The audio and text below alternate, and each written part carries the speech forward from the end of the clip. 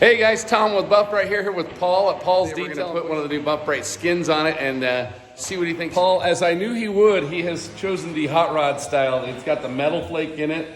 Did you feel the thickness of those, Paul? Yeah, I mean they're pretty cool. So the material they're made out of is the same stuff that they make like clear bra out of. First step is we got to clean this machine. So just put some on a towel. We're going to start with the middle one first.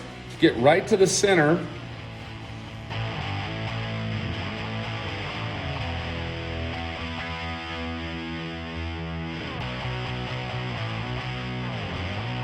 So on the old model, you're gonna have a slight overhang down here, just the way the case is built.